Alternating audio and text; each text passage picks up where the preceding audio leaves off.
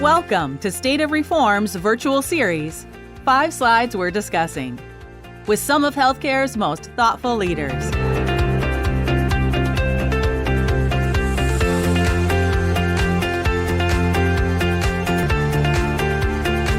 And now, the host of State of Reform, DJ Wilson. All right. Well, welcome, everybody. I appreciate you making time to be with us. My name is DJ Wilson, one of the chief singers and dancers here at State of Reform, and I appreciate you carving out time here at noon Pacific time, 3 o'clock on the East Coast, to have this conversation specifically to Washington State and talking about rare diseases and gene therapies and what's on the horizon for genetic treatments and medicines that are really cutting edge, and of course, the next wave of personalized medicine.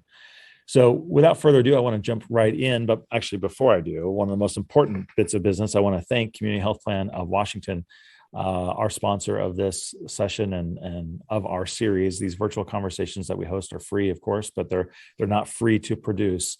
And we're able to pull this together because of folks and organizations like Community Health Plan of Washington. So CHPW, thank you for putting wind in our sails. First, I want to start introducing Dr. Jennifer Hodge. She leads the U.S. Rare Neurology Medical Team at Pfizer. Carolina Sommer is the founder of the Northwest Rare Disease Coalition. And Ryan Fisher is the Chief Advocacy Officer of Parent Project Muscular Dystrophy. I appreciate all of you guys making time to be with us. Thanks for carving out a little time on your calendar. Let me start with you, Jen, if I can call you Jen. Of course. Tell us what you're working on these days at Pfizer and the division you lead. Sure. Thank you, DJ, and thank you all for joining us. So I am an immunologist by training. I'm actually a bench scientist, and I've been at Pfizer over 10 years now in the medical affairs department, and I lead the U.S. Rare Neurology team. And we're thrilled to be bringing a new medicine in the gene therapy space for the Duchenne muscular dystrophy community, and it's a gene therapy. So we'll talk a little bit about that. Yeah, very good. And Carolina, tell us about the work that you're doing at your coalition. Yeah, first I just want to say that I'm a rare disease parent advocate of a funny, spunky, and feminist daughter who is my inspiration and hero. The hat that I will wear today, as DJ said, is the co-founder of the Northwest Rare Disease Coalition. The coalition is really this inclusive rare disease ecosystem that brings together innovators, researchers, patient advocates, legislators, payers, and biopharma executives, and so on. The coalition works really to amplify the patient's voice and solicit collaboration between all stakeholders involved in rare disease research. A great example of this type of collaboration is the Seattle Rare Disease Fair that we founded and host with Seattle Children's Research Institute. And the coalition really does consist of various programs. And our goal with cell and gene therapy is to really educate legislators, payers, physicians, and patients on genetic testing, cell and gene therapy, and access to these. Thank you for having me here. Yeah, I appreciate you making time. And Ryan, tell us about the work you're doing at Muscular Dystrophy, the Parent Project Muscular Dystrophy. Thank you, DJ. So yes, I'm with Parent Project Muscular Dystrophy. We're the largest patient advocacy organization dedicated to fighting Duchenne muscular dystrophy, which is a rare, fatal genetic condition diagnosed in childhood. It's characterized by progressive muscle loss and weakness over time. Patients typically lose their ability to walk in their teenage years and sadly lose their lives by their third decade. We were founded by a mother by the name of Pat Furlong, who's still today our president and CEO. She lost her 2 children to Duchenne, Christopher and Patrick. And since then, we have been focused on changing the landscape in Duchenne and changing outcomes for patients. We've done so by authoring a major piece of legislation through Congress called the MD Care Act. This was landscape shifting legislation that brought in federal investment for the first time in the muscular dystrophies and is still in place today. We were the first patient group to draft a guidance for FDA on developing therapies for FDA and industry. And we now have 5 approvals. And we are embarking now into the world of gene therapy with several clinical trials underway. I'm really pleased to be here to have this discussion. Yeah, thanks for making time. I appreciate it. So we're going to jump in, and as we do, I want to tee up the framework for our conversation. This really came out of those early days of the COVID lockdown when we were all at home and trying to figure out community and what that looked like in this new space of Zoom and sharing each other's conversations via screen. And so the framework here is titled 5 Slides We're Discussing. And the idea is that each of our guests has brought a slide with them today, a multimedia graphic display that they think is important to wrestle to the ground. We at State of Reform have brought 2 slides ourselves to sort of bookend the conversation. And so the first slide is one that we've contributed. See that up coming to your screen. And the thing that I want to sort of highlight about these slides, about this slide and the 3 graphics that are here, it was sort of surprising to me when we were preparing for this, how common rare diseases are.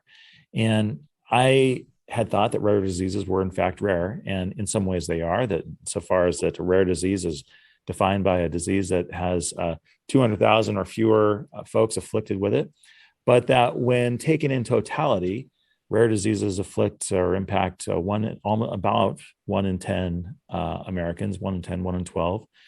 And so the commonality of these rare diseases both means that it's not so rare, but that we will have policy conversations about rare disease and treatments much more regularly as personalized and specialized medicine continues to move forward here in really a great new era of science and medicine. So with that context, Ryan, let me ask you first, how I've just sort of described my own kind of like awakening on coming to the realization that rare diseases are far less rare than I had thought. Do you run into that in policy conversations where policymakers in Congress or in state legislature assume that this is a very small problem, where in fact it's actually, as a class of genetic diseases, it's a much more widespread issue? Yeah, certainly, DJ. There's a lot of education that has had to be done at the federal level and the state level around rare diseases. We've had to also pass legislation at the federal level to incentivize drug companies to invest in rare diseases, and the Orphan Drug Act truly did change that. That, coupled with mapping of the genome, opened a whole era of genetically targeted research. But there's still much work to be done. As you stated, there are vast majority of these rare diseases do not have treatment options. On top of that, what I think these numbers leave out is that many of these rare diseases are progressive, they're fatal, many times pediatric. And the numbers that aren't reflected here is the ripple effect on a family. The caregiver, the sibling, the entire family unit, these are family diseases. So it impacts even more than the numbers state. And I think that there's still work to be done, particularly at the state level, to educate payers and legislators about rare diseases and the needs of these patients. Yeah, and to add to that, I think too, it's just, when you think of rare diseases, it's like 1 in 10, but then it really affects so much more than that, right? It affects the parents. I've been, due to stress, I've been to the ER several times, even as a parent. It really takes a toll on you and the siblings and just really the whole entire family and community. And so it's much more than just really the 1 in 10. But I think too, at the same time though, it's 1 in 10, considering the huge economic burden too that it creates. There was a study that said costs associated with rare diseases was $769 billion versus $880 billion for common conditions. So that's like a difference of $111 billion, which is huge, considering also that it's just 10% of the population with rare diseases. How, Carolina, as you've been talking with legislators in the Northwest and Washington State and Oregon, how have you found those conversations? Are these disease cases so unique that they're difficult for people to understand? Or do you find that the sort of human toll, many of these cases are in children, that the human toll is a powerful narrative? What's your experience advocating? Yeah, I think that the patient voice is so powerful to to bring to legislators. I think it creates a lot of impact for them, and I think it's very effective. And like Ryan said, I think we just need to keep on the advocacy, but I think we've come a long ways just even since 5 years ago. I think there's more and more that every once in a while, there's one that a legislator that's like, oh yeah, I know a little bit about this. And it's really exciting to hear that at the same time. But yeah, as far as policy too, I know that there was a bill that we were trying to pass, a mother was trying to pass in regards to Medicaid. And there were some challenges because there wasn't enough knowledge of prevalence in our state and things like that. So we just have to work to sort of really understand the scope and the needs of our rare disease community in the state more, and continue to, educate legislators on that. So Jen, I know we'll talk about this a little more on these next slides, but how would you sort of characterize or define or explain gene therapy? What is it? What is it that we're talking about here in terms of these treatments?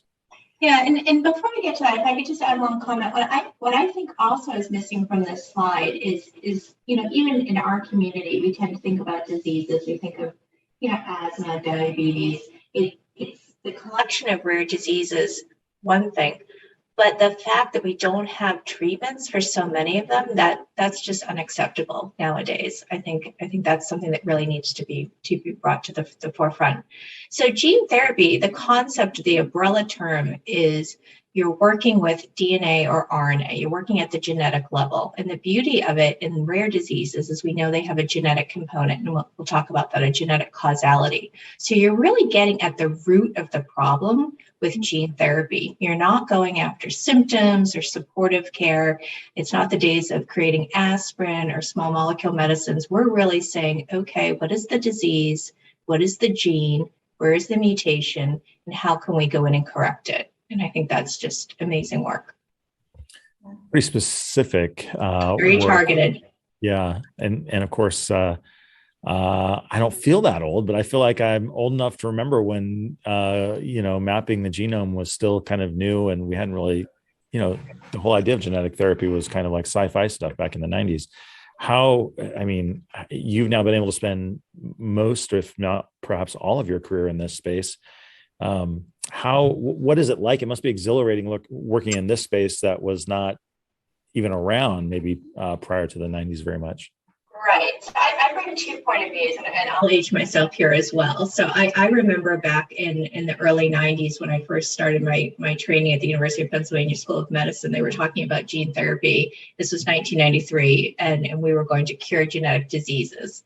And that was 25 years ago, and here we are today. So it's been a long journey, almost an odyssey. There's been ups and downs, and I think that part of that is science and medicine are not something that you just learn something and you stop. It's a continuous learning as we learn more. The Human Genome Project is a great example. Then we get into specific genes, then we get into specific diseases, then we start to manipulate and work.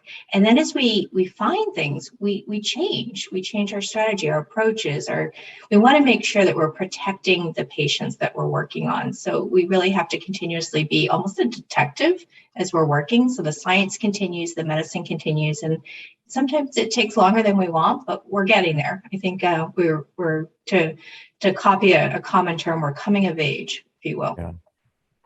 I see Casey Johnson's question. I'm going to get to that here in a moment, and make sure, audience members, that you post questions as you think of them. Other people can then upvote those or prioritize those, and we'll try to make sure that we weave those back into the conversation when appropriate.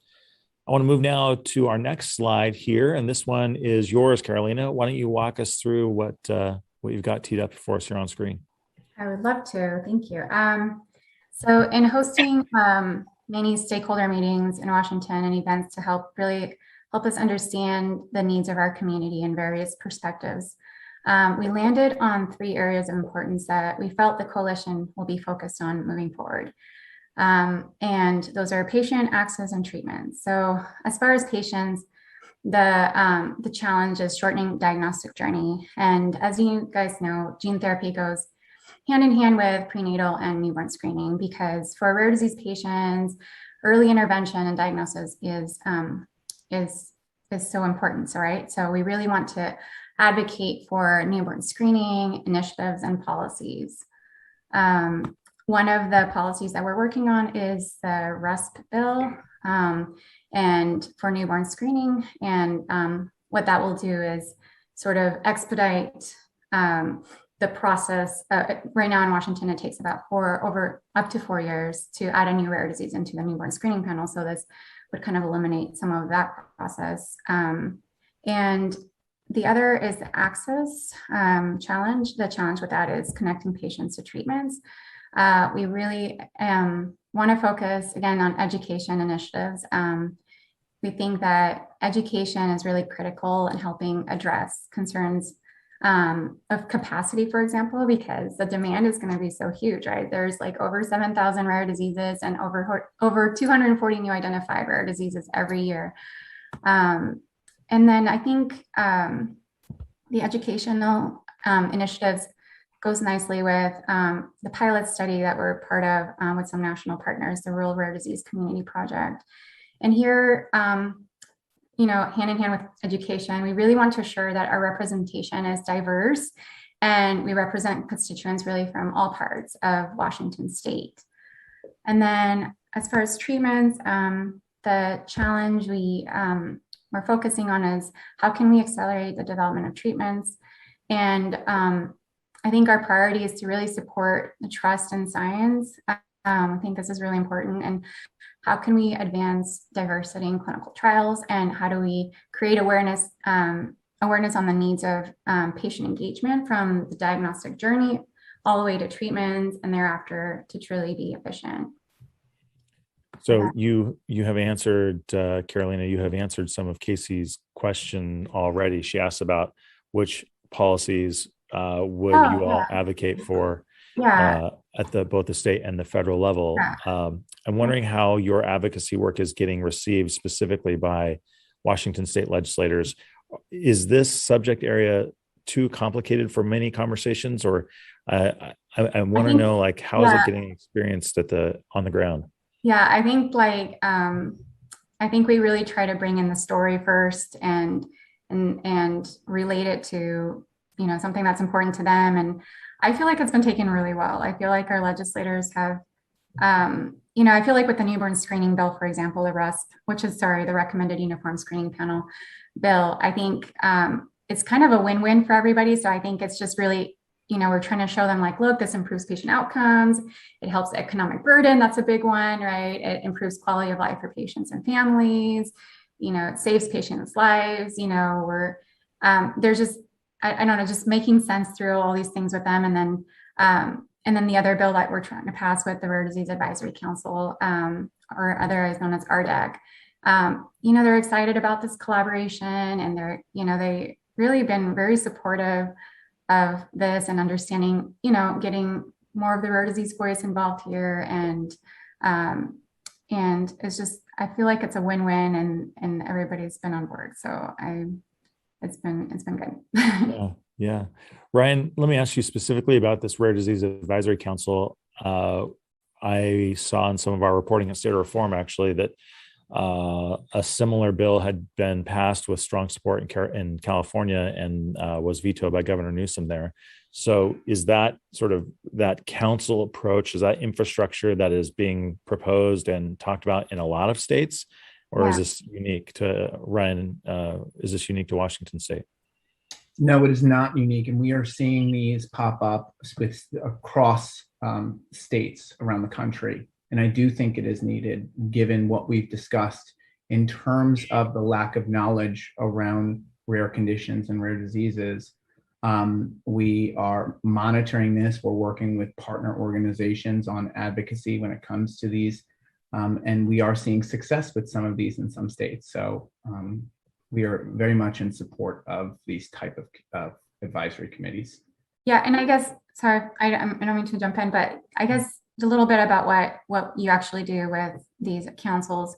What it is, it's a collaboration of rare disease community stakeholders that reports to legislators, and they're typically housed within the Department of Health. And they aim to really conduct an analysis about the scope and needs of the community and work to establish sort of the best practices for providers treating these patients. So just wanted to clarify what it was about. I want to just take one moment of levity, if I may. Ethan, will you bring back up Ryan's video? I'm not much of a room raider guy myself, but I believe I see a suit of armor in your background there, Ryan. Ethan, can you bring Ryan back up on the screen? A suit of armor is that right? Is that over your right shoulder? Yeah, I'm thinking of getting it its own Twitter handle. People really do enjoy the suit of armor. So this is what happens when your husband drives you to Home Goods and you're a little tipsy. You walk out with a suit of armor for no reason because it was only $60. So I think who among us would not walk away with a suit of armor if it were only $60? That's what I said. I was like, how can I not have this? That's right.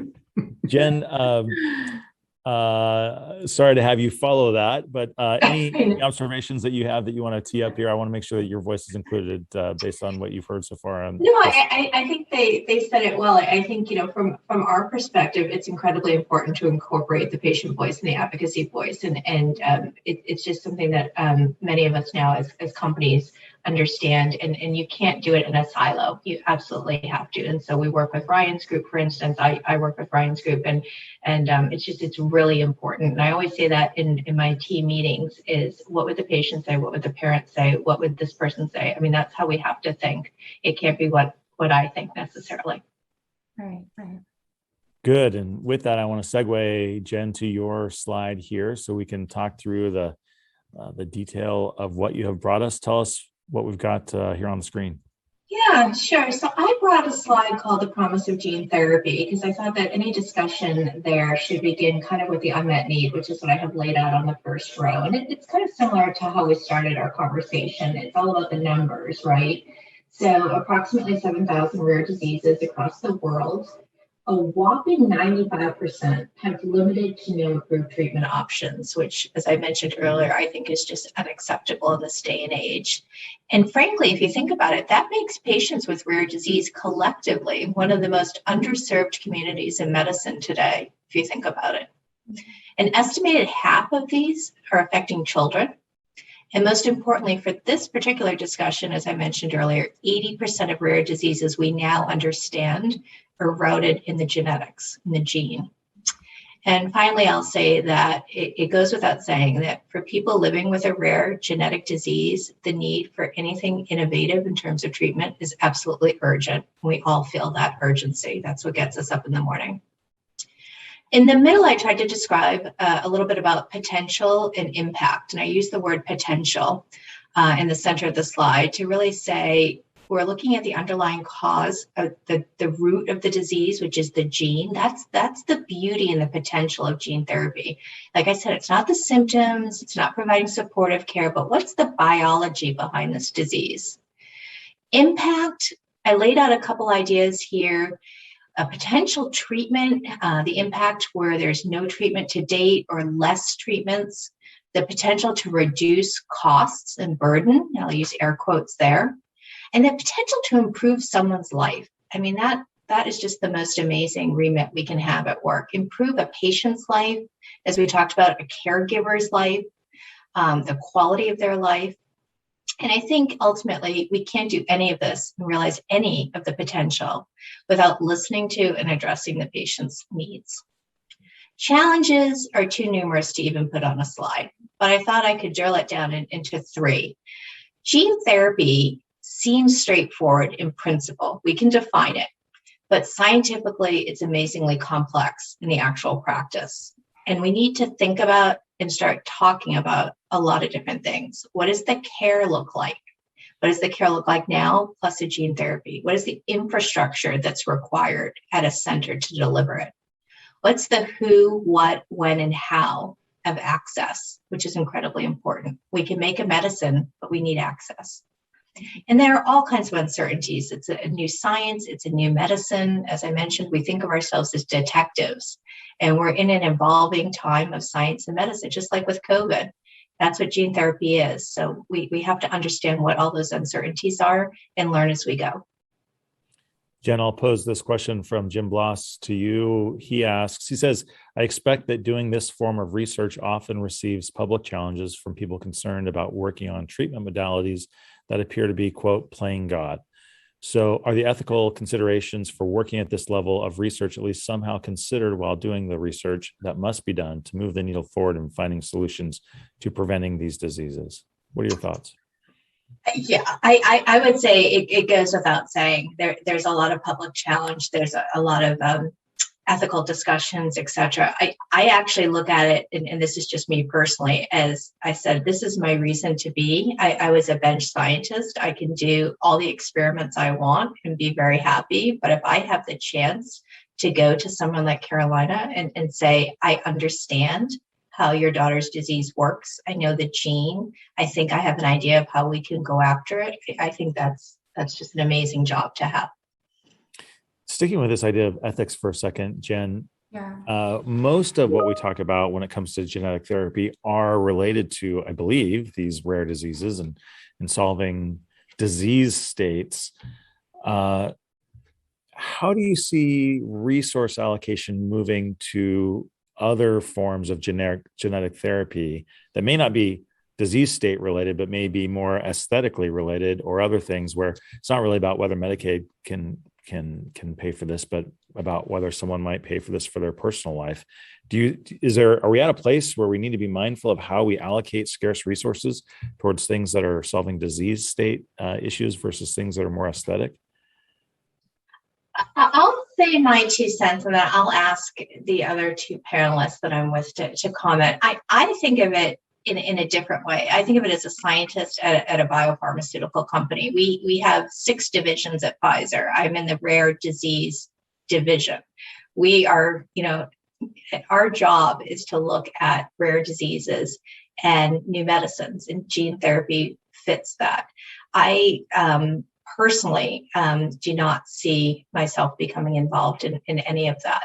But I asked the other panelists their thoughts. It's certainly a theoretical. It's certainly something that here in the US we shouldn't talk about, but it's not in my world right now. Yeah. Ryan, how about your reaction to either this question or Jen's comments and her slide? In reaction to the question, I mean, when it comes to some of these therapies, I think that we also have to look at what the downstream cost savings could be to the healthcare system if these therapies are as efficacious as we hope.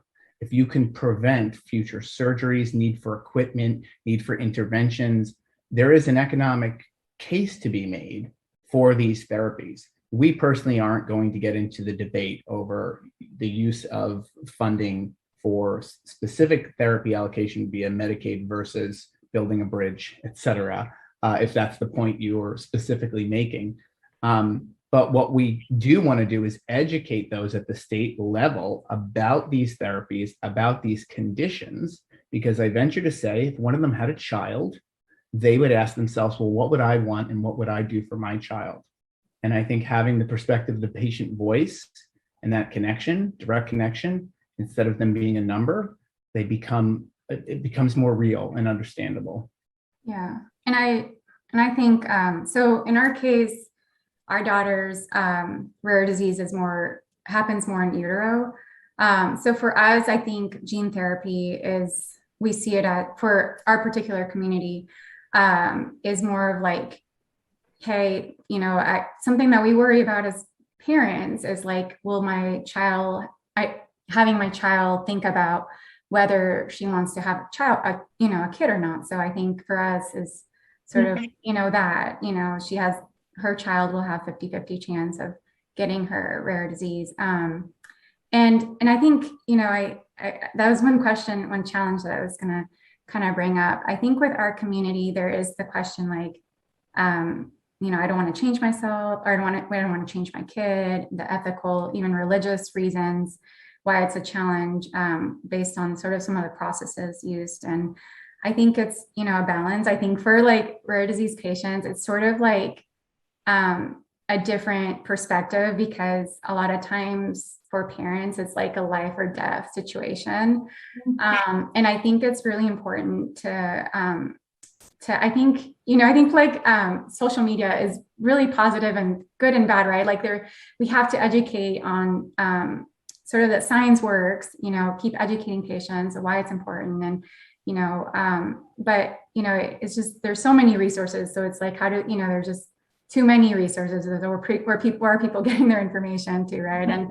And just making sure they're getting this kind of the right information and really promoting the science. And so, yeah, I think that's, and I think I agree totally with Ryan too. I think, like I was saying with the economic impact, it was just this 10%, and it's like, almost the whole cost is just rare diseases, so I think it is, really good point on that, very beneficial in that way too. So, Ryan, let's take up your slide here now and review what you've brought to the conversation. Walk us through what you have here.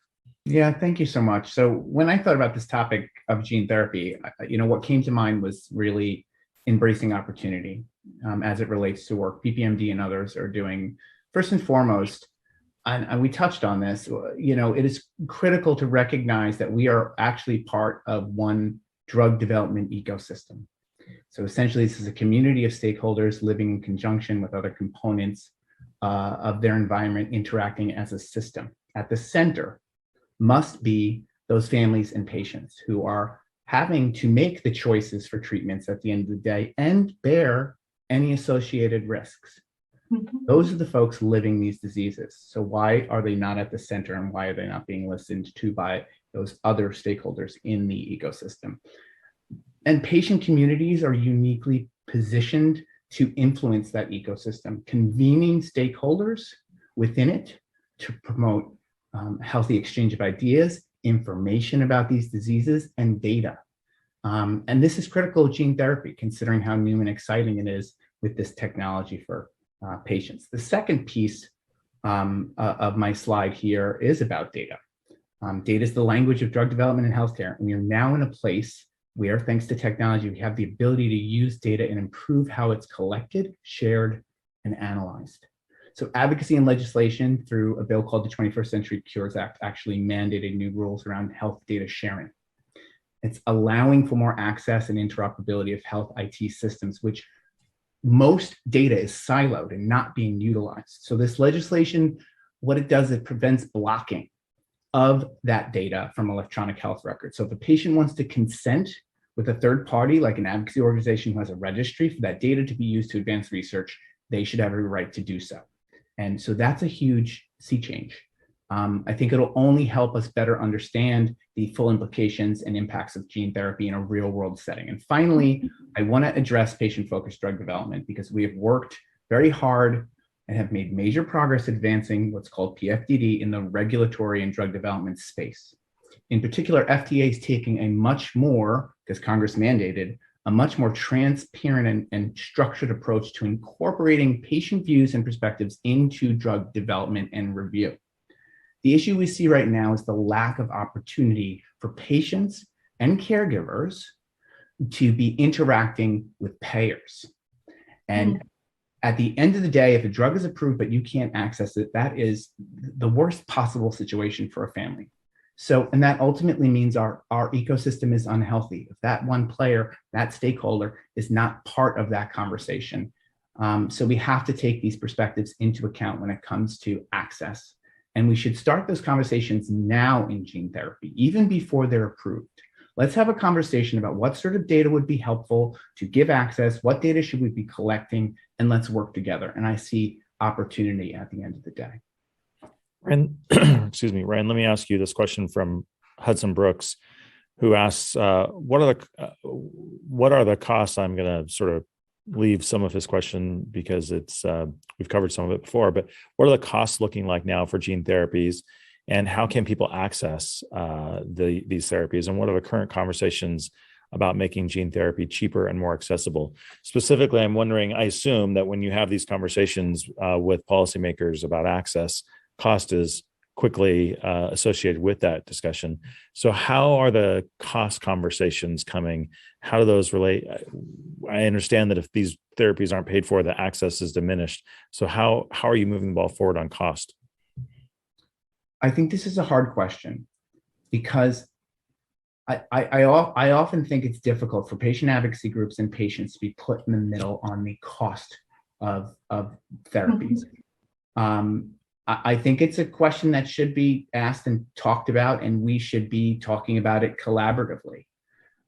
These are high cost drugs, but they are also one-time treatments. So there are ways through value assessment over time to, if the outcomes that these gene therapies are supposed to achieve are reached over time, there could be milestone payments. So in other words, if the patient doesn't achieve certain milestones or they progress as was not expected, there are different ways to figure this out. I will say that there's some therapies out there that are genetic, that are infused weekly, that a gene therapy would actually be cheaper at the end of the day to do a one-time treatment. So there's many ways to, and I'm not trying to sort of just, get out of the question. I'm saying that it's just much more complicated than saying, here are the costs. They are in the $1 million range. I will say that from the first gene therapies that are coming out, each one, it's over $1 million. We have to think about, that's not sustainable if 7,000 rare diseases had a gene therapy. But I think costs will come down over time because the system won't be able to sustain thousands of rare diseases at those costs. Yeah, this to your point, there is no good answer to this one yet. It's part like, of the cutting edge of the science. Yeah.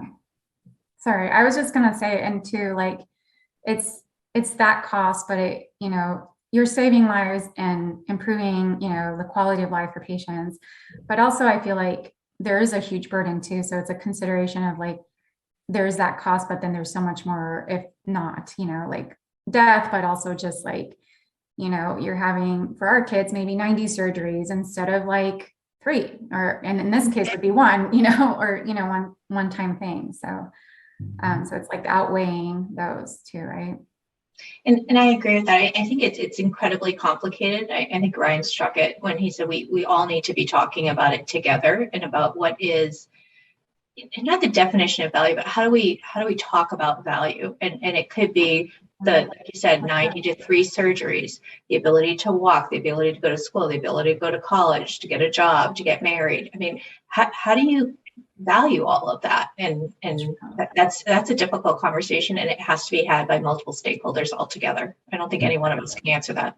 And I venture to say, and we've seen it in our own community, the value of a given treatment will differ between a patient and their physician, and their payer, and industry. Right. But that value is their own opinion of that value, and we need to quantify it. We need to understand it. We need to measure it and communicate it. So I think there's opportunity here. We need to be taking advantage of. Your point about data, also the unmet need is to bring out what is that data, and what does the patient, the physician, the payer, how do they understand it? So we can say in a clinical trial, we're building a trial and these are the endpoints, but what does that mean to all those groups? And do they understand, have we picked the right one? Are there other ones that are more important or more valuable? And at the end of the day, does the payer understand that? Let's start with the end in mind, access, and actually think about it earlier in drug development. And I think that's one of the things Pfizer is doing in other companies. So Yep. Good. I want to jump now to our this final slide that we have teed up, and this is one that we've brought to the conversation. And I think that when you look at this, I think on the right, you will see different modalities of new treatments and medicines coming in via the pipeline to market. I think the interesting thing for me here is that if you look at the little sort of on the right, the little light blue, there's a very small percent of cell and gene therapy drugs that have been launched to market. But as a percentage of those in clinical trials, as a percentage of all drugs that are in preclinical research and development, these cell and gene therapies are going to be multifold more prevalent. And so these questions that we're teeing up today about access, about cost, they're going to multiply 10 and 20-fold in our policy discussions and in the very near future, in the next couple of years, which is going to have an implication and impact for how we talk about these things, about how we fund healthcare, about what role Medicaid plays. Of course, we haven't talked about here, and it's probably not needed. It's probably not where we want to talk about it. But if we're talking about payment or value accrued over the course of a lifetime, people come and go from Medicaid into commercial employer plans, kids get older. And so the payer over a lifetime will change as those value, the health plan, the risk carrier will change over the course of a lifetime as well. So it gets very complicated. I wanted to just kind of feature, like I say, just the delta of launched cell and gene therapies versus the cell and gene therapies in the pipeline and that are coming. Jen, do you have, you want to put that observation in some context, given the work that you are doing at Pfizer? Sure. So I took a look at the slide when you sent it, and I had two reactions. I think the first is, I came of age, if you will, during the small molecule revolution. And so I feel like we're now in the cell and gene therapy revolution. It's going to take, and you see it taking off. I think what you're also seeing is what I described. It's an odyssey. I mean, it's something that we've been working on for a long time. We're at the cusp, but it's just going to proliferate, if you will. So I think it's captured pretty accurately in the slide. That what's not captured, as you know, is that many companies will have a research and development pipeline, preclinical pipeline, that isn't necessarily featured in some of this. So there's probably a heck of a lot more that aren't represented there that we're still all working on our shots on goal, if you will. So it's definitely the future. If I could just drill down on your comment there a little bit, Jen, and I know this may biologics may not be the thing that you spend a lot of mental energy on, but the space between the small molecule and gene therapy does include those large molecule biologics. And Right. Those large molecule biologics are still kind of caught up in these regulatory conversations that have not yet propelled those large molecule medicines into deeper use in the market. Do you have any observations? Again, I recognize this is maybe a far field from your day to day, but any observations about the difficulty of moving biologics forward that can inform the rare disease and genetic therapy conversations in the policy space?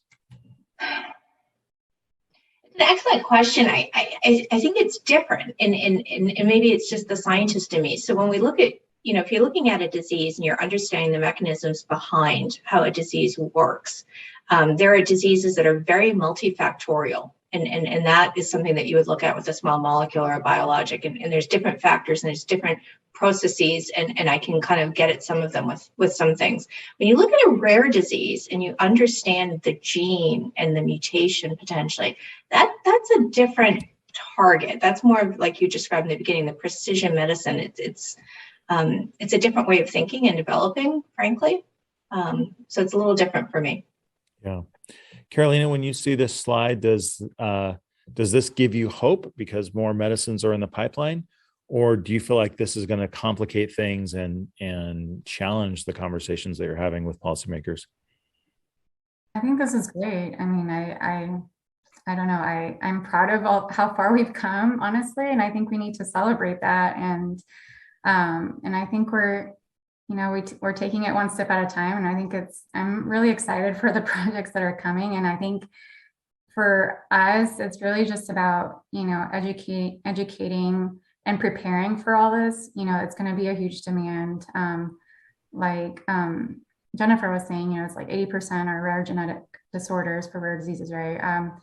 And so I think it's coming, it's big. And I think the best way is just to create awareness and educate. And there's many ways that we can do that with legislators, having legislative breakfasts, creating credits for medical students, there's educating, empowering patients and, telling them about what kind of access and resources are out there and helping patients make right decisions as we navigate this. So I'm just excited. I think this is just great. And so I think we need to be proud about that too. So, I'm very hopeful for the future. And I think, I think we've proven that we can be efficient when we work together with COVID.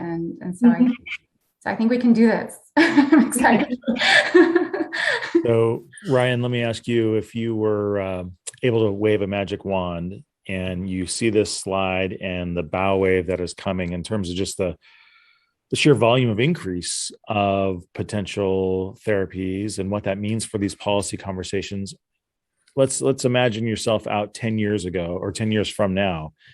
Is there something you will look back and say, we should have done this in 2021? because the world we are living in now in 2031 is so much more complicated because of these new drugs. We should have done this thing or this set of things that would allow us to better manage this bow wave of medicines that are coming. Any sort of magic wand waving that you might offer us here in 2021?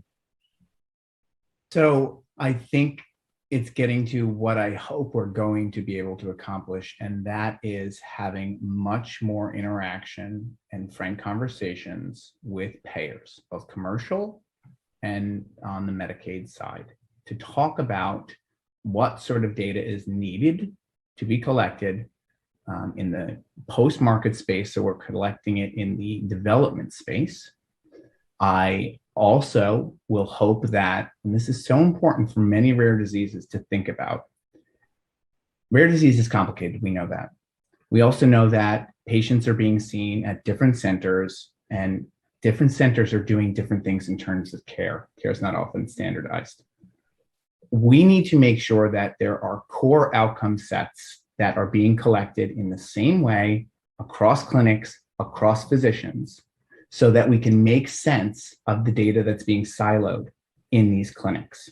I think data is going to be the answer going forward. And what I hope that 10 years from now is we say that we figured out how to standardize some of this and how to utilize technology so that we can answer questions about rare disease and also understand the full impact of these therapies in a real world setting. So to me, it does come down to data. I'm a data nerd, I'll admit it. I'm self-subscribed, and that's okay. But we are now on the verge of technology when it comes to electronic health records and other forms of data. Let's unsilo it, make sense of it, and now utilize it going forward to answer questions. And I think, Ryan, I just like to add to that. I think you're right on with that, but with standardize, also centralize, right? Like, we're rare, we need to centralize, we need to, more so, right, for rare diseases. Yes, and in the clinical development space, one of the things in Duchenne that we've been able to do is we've taken data from placebo arms of trials and we've combined it to do disease progression modeling. So this is another piece that we have to advocate for. Those placebo arms, first of all, placebos, we could talk about the ethics of placebos, but let's utilize existing data, because it's only going to advance the field. And I give credit to Pfizer and others who have contributed data to these consortiums so that we can model our disease progression, which characterization of rare disease is one of the challenges. You can't characterize the disease well, it's harder to do clinical trials and understand if a treatment is actually having an impact. Absolutely. And I would say, just to touch and build on that, I would love to see in 10 years that more companies have jumped into the space. It is not something that one company can do everything. We need everybody to work together to do this. We cannot, I don't want to leave people behind. In 10 years from now, I don't want to say that we did, or that any of us made a medicine and we left somebody behind. I think we can all get in there. As we turn the corner towards the final stretch of our show here, I want to give each of you an opportunity to just tell us, in spite of all the stuff that's happening in our world and our healthcare system and in our politics in America today, what gives you hope about where we are and where we're headed? And Jen, I want to ask you to start us off. What gets you out of bed every morning and gets you excited about the work you're doing? Other than the sun in my eyes right now, I would say I'm a scientist. When I went into immunology back in the day, I remember thinking that I don't know what I'm going to do. I just loved it. And who would know that it would be in a global pandemic with an immunology base? But I think that meeting a patient and telling them what I do for a living and talking to them and hearing their story over and over again, that's what gets me up in the morning. That's what keeps me up at night thinking about what we're working on, because that's just the best feeling in the world, that you're actually doing something meaningful as a scientist. I love it.